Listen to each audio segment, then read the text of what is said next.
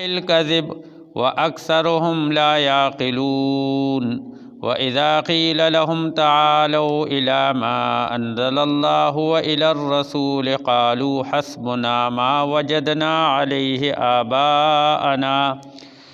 أولو كان آباؤهم لا يعلمون شيئا ولا يهتدون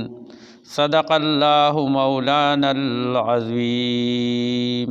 وصدق رسوله النبي الكريم ونحن على ذلك لمن الشاهدين والشاكرين والحمد لله رب العالمين. دا لومی سپاره د سوره مائده سل آیاتونه با ترجمه برابر شو او دا اوس یو د پاسه سلم آیات روان دی. په دې آیات کې په دې لومبني آیات کې الله جل شانه مسلمانانو ته مخاطب دی چې ای ایمان والو تاسو د هغه خبرو تپوس مکوئ چې په کومه خبره الله پاک سکوت اختیار کړی دی او د سکوت وینا شوې ده یا یو الله یو حکم واضح او ښکارا نازل کړی دی او تاسو ته هغه په وضاحت سره مخې ته راغی نو تاسو په هغې کې بیا سوالات مه کوئ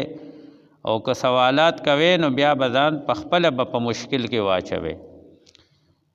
تاسو به بعضې څیزونه په دې سوالاتو باندې حلال کړي څیزونه او په ځان باندې حرام کې الله به در باندې حرام کړي چې تاسو په دغې کې مطلب دار چې تاسو ویتی چیتې مه کوئ. بس خو چې څنګه راته د الله احکامات بیانیږي او څنګه راغې وضاحت کیږي نو بس په دغې باندې کاپي او شاپي اوسئ چې د کم د کولو امر دی هغې ته هغه اختیار کې او چې کم د نه کولو امر دی د هغې نه ځان بچ کې اجتناب ته وکړې. خو تاویلات پکې مه پیدا کوئ، تعرضات پکې مه پیدا کوئ ځکه چې الله دا د الله کلام دی او الله په خپله وینا کې څه کمې بیشې نه دی پرېښې چې یاره ګنې مونږ پکې اوس ته ځانه کمی پوره کو چې یاره الله نعوذ بالله من ذلک د الله نه دې حکم کې کمی بیشې دا راغلی دی او موږ به دا کمی بیشې ته وباسو زموږ په خیاله نه. بس الله پاک علیم بذات الصدور دی د الله علم چې دی نو هغه لا محدود دی د الله علم پویا لا محدود ده او زمونږ محدود ده. موږ د پیغمبر علم او د پیغمبرانو علم چې دا وي انتها ته ورسیږي چې انتها ته ورسیږي د هغه ځای نه د الله علم شروع کیږي. نو الله جل شانه په دې کې د دې بیجا سوالاتو نه او د بیجا اعتراضاتو نه که دا مذاقن کوي او که د پوهې په نیت کوي خو الله منع کړی ده چې تاسو د دې نه ځان بچ کې ځان ته مشکل مه پیدا کوئ. بس چې کوم حکم الله په کومه موقع او په څه موضوع باندې په څه موقع سره مناسبت سره کوم حکم د الله را طرفه نازل شوی دی بس الله په هغې ښه پوهېږي، په هغې په رموز هم الله پوهېږي او د هغې په نزول شان نزول هم الله پوهېږي او د هغې په مقاصد هم الله پوهېږي. موږ ته خو به علما هم د هغې مطابق چې څنګه د الله منشا ده الله پاک مرضا ده او د الله د خپل علم مناسب به موږ ته هغې د دغې کوي خو ما او تا ته دا اختیار نشته چې یاره زه پکې د ځانه خښتې لګول شروع کړم. دغه کیسو د دغې خبرونه الله پاک په دې آیات کې منع کړې ده. په دې دویم آیات کې الله جل شانه دا صاحبه وسیله او حام دا هغه وخت کې دا یو رسوماتو رواجو او بلکې غیر شرعي افعال باغی کول لکه نن سبا موږ هم دغه کوو، موږ مسلمانان هم دغه کوو د دین نه لرېوالي په وجه او د علم د نشوالي په وجه سره موږ هم دا کوو. دا میرا پیر بابا په نوم منلی دی، دا میرا پیر بابا پاره ساتلی دی، دا میرا باباجي بابا پاره ساتلی دی، دا میرا داتا صاحب په نوم باندې منلی دی. دا خبرې به هغه وخت کې مغې کولې صاحبه او وسیله او حامو دا هغه وخت کې دا په دې د بوتانو په نوم باندې به هغې نو موږ د درګاه او د زیارت او د بابا په نوم باندې پالل کوو. هغې به د بوتانو په نوم باندې کول او موږ یې په دغه شکل کې کوو. نو د دې نه منع راغلې چې تاسو د زمانې مشرکینو د هغه دور هغه کارونه مه کوئ. په دې کې تنبیحات دي موږ ته، خبرداری دی موږ ته. لکه د قرآن د آیاتونو نه مخاطب ته ظاهرا موږ ته یهود ښکاري چې یاره بعضې آیاتونه د یهودو باره کې دي، بعضې د مشرکینو باره کې دي، بعضې د عیسایانو باره کې دي، بعضې د مسلمانان. خو دا ټول انسانانو، که یهودی دی نو هم انسان دی، او که عیسائی دی نو هم انسان دی، او که مسلمان دی هم انسان دی. نو د دې نه مراد چې دی نو اشاره بیا ټول انسانیت طرف ته راځي. مسلمان ته هم راځي چې ظاهرا په دې کې د تعرض او تدبیر د یهودو لپاره چې تاسو دا یهود دا کار کوي نو دې به دا سزا میلاویږي. نو دې کې موږ لپاره هم اشاره که تاسو هم د یهودو پیروکاري شروع کړه او په دغه اعتبار سره تاسو د یهودو هغه کار کوئ. لکه نن سبا زموږ په مسلمانانو کې ډېر کارونه داسې دي چې هغه د هندوانو نه موږ پاتې شي، هندوانو نه. لکه اوس د هغې نه د واده هلک ته څېره اچول دا د هندوانو رسم و، په پالنګ خېجول د هندوانو رسم و، ولې چې هندوان پر عمل کې پاتې شوي. نو دا ډېرې خبرې د هغې یا د کالو دغه چې دی دا ډیمانډ چې دی د جهیز په نوم باندې را پلیت رسم، نو دا موږ ته د خلکو نه پاتې شوی دی. نو اوس هغه موږ ښه کلک راټینګ کړی دی، وي دا د موږ رواج دی. نو رواج ته د هندو رواج کې د اسلام او د مسلمانۍ رواج ولې نه کې. نو په دغې رواجونو باندې یا داسې نورې ډېرې خبرې دي چې هغه موږ د هغې نه دغه خبره مستعار هم ترې اخیستې دي، بس د هغې پرېښي دي، هغې نه پاتې شوي دي او موږ ورپورې منګول کلکه کړې ده. نو ډېرې خبرې موږ کې د غیر ملکونو د غیر اقوامو، خو موږ په دغه بېهوده کارونو کې د هغې تقلید کوو، خو چې کوم اصل کار دی او د هغې د ترقۍ کوم راز دی نو په هغې کې د هغه خلکو موږ تقلید نه کوو. د هغې په معاملاتو کې بوز موږ دا ووایو په دې ملک کې انګریزان پاتې شوي وو او دا مشران په دې خبره ګواه دي چې د انګریز په دور کې چې کله انګریز حکمرانو په دې بر صغیر پاک و هند کې،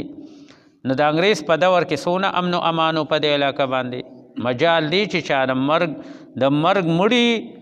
د دشمنۍ د دې خو چا تصور هم نشو کولی چې مړي دې په علاقه کې وشي او د هغې پته ونه لګي، قتل دی وشي او د هغې پته ونه لګي. هغې به دومره په باریک بینۍ د هغې چانبین کو، هغه نه په پیسو خرڅېدل، هغې خپله ذمه داري پوره کوله.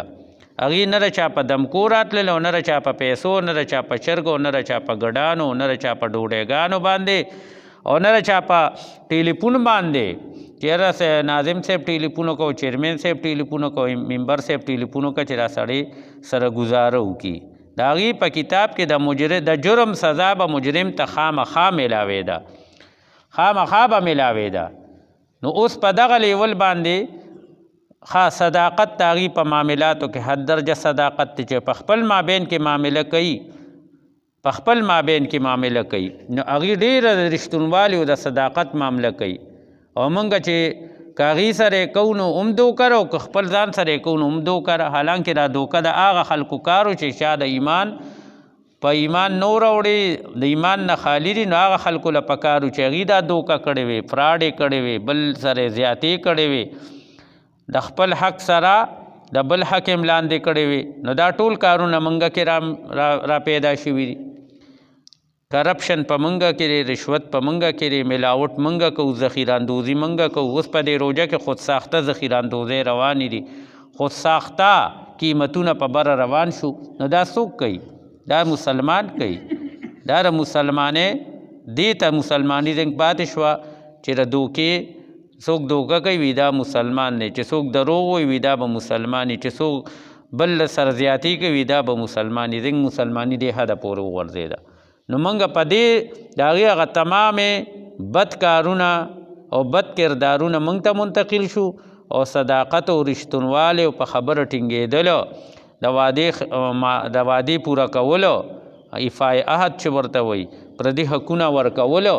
د حقوق العباد ادایګي چې دا په ما باندې رده حق دی. لکه په دې غیر مسلمو کې په جاپان کې دا خبره مخکې مې کړې وه او دا حقیقت دی چې یو کس سره موټر کې یو سړی کېناسته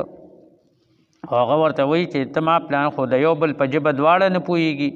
دا غیر ملکی دی او هغه د هغه ملک دی خو په ژبه نه پوهېږي دی نو بس د صرف ورته په موټر کې کېناستو د یو هغه انسټیټیوټ نوم یې ورته وایي د هغې ادارې نوم یې واخېستو بس هغه هلته ورسو هغه چې هلته کوز شو نو هغه کس ورته وایي چې دا مېلمه وایي هغه کسانو ته هغه ترجمانانو ته هغه ادارې چې کوم د ده استقبال لرو ته ورته وایي ته داسې وي د ده نه تپوس وکړه چې ده په یو ځای کې د ګاډي روانو نو میټر یې کولو او بیا یې څه وخت کې را میټر بند کړه ګاډي او بیا یې کولو کړل نو ده نه دا تپوس وکړه چې دی یې ولې وکړل نو ورته وایي چې دې ما یو دې ما ادارې ته را رسو خو ما نه لار خطا شوه نو چې لار خطا شوه نو کیلومیټر یا نیم کیلومیټر دې ما اضافي په بله لار وړو نو ما وی چې لار خو زما نه خطا شوه نو را کرایه خو په ما د ده کرایه چې د دې میټر کیلومیټر کومه کرایه جوړیږي نو زما ضمیر دا نه منل چې را کرایه زه د ده نه وصول کم نو ما میټر بند کو او چې میټر مې بند کو نو خرچه زما وشوله تیل زما وسوځېدل خو په ده مې خرچه نه راوسته نو دې وجې میټر بند کو او چې کولو مې کو نو زه په لار باندې وما زه په سیده لین روان وما نو دغه سړي ته نه تبلیغ شوی دی نه پټکې و نه ګیره وه نه تسبیح وې نه مسلماني وه نه د قرآن نه خبر و نه ترجمو کې ناستو دا دونه انسانیت هغه کې رقم دی نه راغی دا انسانیت د هغې عامه شیوه ده انسان ته د انسان په نظر کتل انسان د انسانیت احترام کول د انسان د انسانیت ته عزت ورکول دا د هغې شیوه جوړه شوې دا د هغې یعنی پالسیم ده زمونږ عقیده ده او د هغې پالسي ده د ګاندي د مهاتما ګاندي چې دی نو د هغه د اسلام او د اسلام نظامو د خلفای راشدینو دور او په هغه لیول باندې هندوستان حکومت چلول دغه د ګاندي پالسي و زمونږ عقیده ده زمونږ د عقیدې سره او د هغه د پالیسۍ سره چې حکومتي نظام به څنګه کامیابۍ سره چلوم نو هغه عمري نظام سټډي که هغه د ابوبکر نظام سټډي که هغه د علي او د عثمان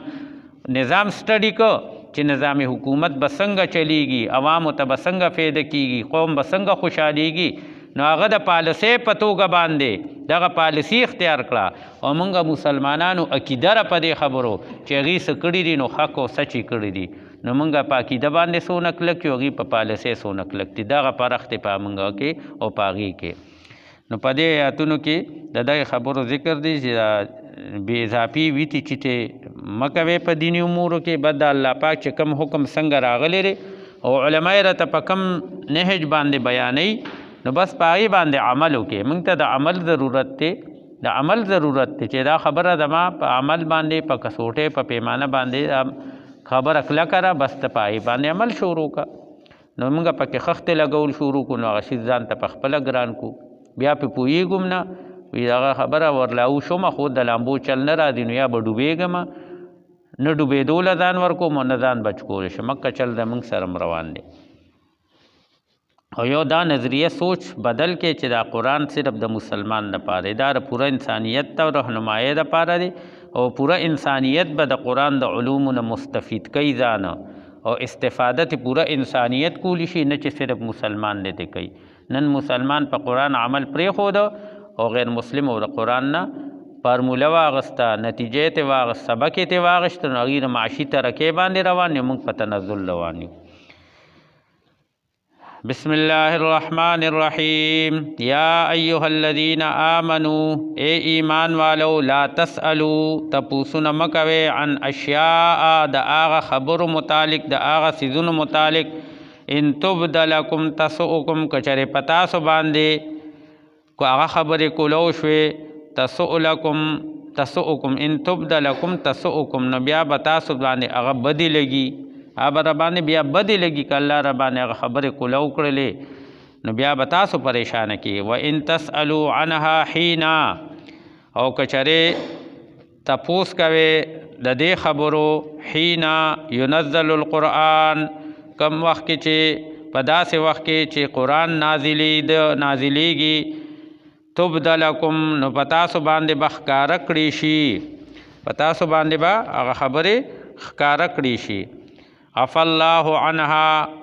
الله پاک درگذر کوي د دغه خبرونه الله ګورې زموږ د دې ډېرو غلطونه الله درگذر کوي یا بخښنه راته کوي که پکړې پې وکړه که نه نو بیا به هم کار خرابي خو الله پاک درگذر کوي نو الله وایي چې تاسو لکه موږ ته نصیحت کوي چې یاره مه کوئ د داسې تپوسونه چې په هغې باندې تاسو ته مشکل پیدا کېږي نو ولې کوئ نو چې اوم کي نو الله پاک وایي زه درگذر کوم ځکه چې ما ته خو نه نتایج پته ده چې د دې نتیجه به څه وخیږي او دوی به تکلیف کې شي نو بیا هم الله درگذر کوي خو الله وایي چې مه کوئ داسې تپوسونه مه کوئ چې تاسو پرې پریشانه کېږئ والله غفور الرحیم او الله پاک چې دی نو هغه حلیم ذات دی تحمل والا او برداشت والا او بخونکې ذات دی قد سألها قوم داسې خبرې تپوسې شوې دی تپوسې کړې دی قوم یو جماعت من قبلکم ستاسو نه مخکې ثم اصبحوا بها کافرین نو بیا هغې منکر شو د دغې خبرو نه چې دغه تپوسونه به یې کول نو هغه پې بده ولګېد نو بد دغه خبرو نه اډو منکر شو کفر یې وکړه بیا هغې ته خو بیا رټینګېدو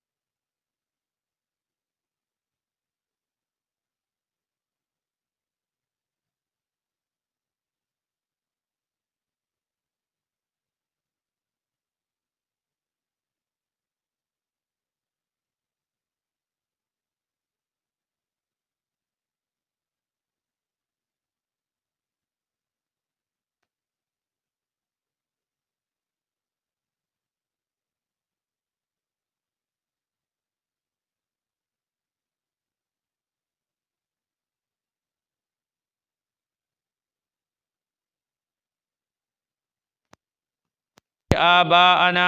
نو دې څه وایي دا نن سبا هم وایي نن سبا هم دا جمله ده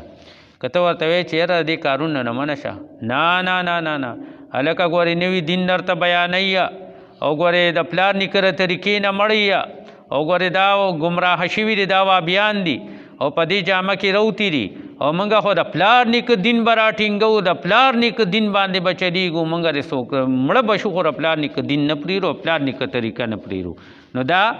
دا جمله به هغه وخت کې مشرکینو به هم ویله چې هغې الله طرف ته راشئ د الله د رسول تعلیماتو طرف ته راشئ قرآن طرف ته راشئ حق طرف ته راشئ نو دی به څه وي قالو حسبنا ما وجدنا علیه آباءنا بس زموږ دپاره دا کافي ده چې کوم زموږ پلار نیکه کړی ده بس د پلار نیکه طریقه موږ دپاره کافي ده موږ ته نور څه ضرورت دی بس د پلار نیکه طریقه راټینګه کړئ طریقه د محمد رسول الله صلی الله علیه وسلم د نجات سبب دی نه چې د پلار نیکه طریقه باندې چلیدل د نجات سبب جوړیږي. ولو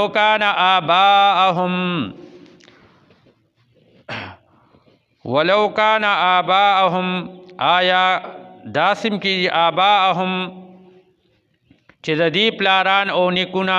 لا یعلمون چې ای سره دو علم نو اغي دو پوینو شیئا ولا یهتدون او نه لار منتلا او نه پلار باندې پویدل چې نه غلار کم دا نو دی بم دک شانتی کیا دی هم دی منګه بم دک شانتی کو لکه چې پلار نکم په طریقه روانو نو الله سوی اولو کان او دا بدک خلق اولو کان آباؤهم چې آیا د دې د پلار نیک چې دا طریقه کوم یادی چې موږ په دې چلیږو نو هغې سو لا یعلمون هغې ته رسراډو څه علم نو شیئا د هېڅ څیز نه خبر نو ولا یهتدون او نه رنېغې لارې نه خبرو نه په ګمراهۍ پوهېدلو نه په نیغه لاره پوهېدلو پښتو خبره وي الیب ته به یې کوتک وی که نه نو الیب ته به یې کوتک وی نو اوس چې الیب ته کوتک ویه نو ته به اوس په هغې به لار چلېږي او چې څوک درته قرآن وی احادیث وی د نبي علیه السلام او د الله خبره درته کوي نو ته به د هغې تقلید کې که د دی خلکو به تقلید کې حاجي تقلید به د قرآن او حدیث فقه اجتهاد قیاس چې علما د تصور